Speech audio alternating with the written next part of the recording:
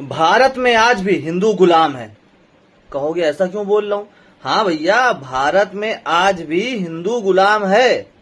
और ना विश्वास हो तो मैं अभी बता दूंगा, अभी तुम देख लेना। ना विश्वास हो अभी तुम खुद मान जाओगे। देखो भैया सुनो, आपको सुनाते हैं सारी बात। हिंदुओं को गुलाम बनाने का जीता जागता उदाहरण है धारा 28, 29, 30A। अब कहोगे ये कौन सी धारा से हम गुलाम बन गए? वो भी बता रहा हूं भैया। इन धाराओं के आधार पर इन धाराओं में साफ लिखा हुआ है कि मुस्लिम स्कूलों में कुरान पढ़ाया जा सकता है, ईसाई स्कूलों में बाइबल पढ़ाया जा सकता है, मगर हिंदुस्तान के किसी भी हिंदी स्कूल में आप अपनी वेद, गीता, रामायण नहीं पढ़ा सकते हैं, जो आपके धार्मिक ग्रंथ हैं।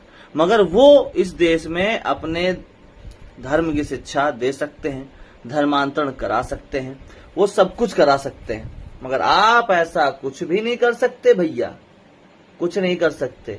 ये भैया कानून है। अब इस आधार पर ये देश ये बताओ ईसाइयों का है कि मुस्लिमों का है कि हिंदुओं का है? कैसे आप आजाद हो गए? इन सब के तो इतने इतने देश हैं, आपके पास तो एक ही देश है ना, और ये हमारा ही देश है। ये सब लुटेरे हैं। ये मुगल यहाँ पे आए, अंग्रेज यहाँ पे आए, तो ये देश इनके कहां से हो गए? ये देश हम हिंदुओं के हैं। उस देश में हमको आजादी नहीं है अपने धर्म शिक्षा देने की, मगर उनको पूरी छूट है। तो यार गुलाम कौन हुआ, आप कि वो?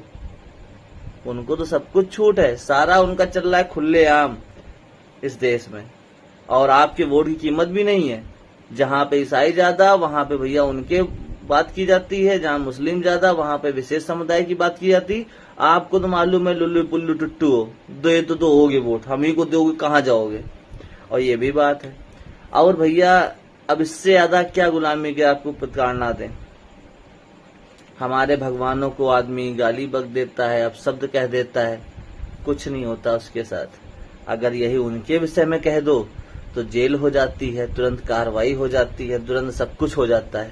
तो किसका देश हुआ, आपका कि उनका? मुझे इसका जवाब जब दे देना तो मुझे अच्छा लगेगा। नहीं तो भैया ये ना कहना कि भारत के अंदर हर हिंदू आजाद है, सब गुलाम हो, आज भी गुलाम हो। जब तक ये गुलामी की बेड़ियां सारी टूट नहीं जाएंगी ना, वो आपके देश में आपका वर्चस्व नहीं चलेगा, तब तक आप गुलामी कहलाओगे। समझ रहे हो? इतना बड़ा देश था हमारा, कहां से कहां तक थे। 800 साल से गुलामी की जंजीरों में बड़े बड़े, तुम्हारा दिमाग भी गुलाम हो गया। अरे कभी महाराणा प्रताप को भी पढ़ लिया करो, कभी शिवाजी महाराज को पढ़ लिया करो, है? कभी सुभाष चंद्र बोस को पढ़ लिया करो, कभी रानी लक्ष्मीबाई का इतिहास पढ़ लिया करो। कुछ तो उनको पढ़ने के बाद जोश आया करे दिल में कि नहीं यार बात तो सही कह रहे हो। बस बच्चे पैदा हो गए, इनको पढ़ा दो, नौकरी अच्छी लग जाए, कमा लें। कमा नहीं लेंगे, आने वाले टाइम में वो जितना कमा के रखी है ना वो भी छिन जाएगा उनसे। मुर्शिदाबाद याद है कि नहीं? पश्चिम बंगाल में मुर्शिदाबाद में भी कुछ हिंदू ऐसे सोचते थे।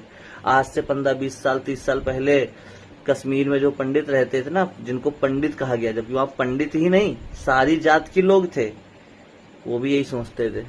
क्या हुआ? घर परिवार, बहन बेटियां सब छोड़ के भागना पड़ा। ऐसे ऐसे करके ले लिया, तब भी तुमको नहीं समझ में आया। कब जगोगे भाई, कब?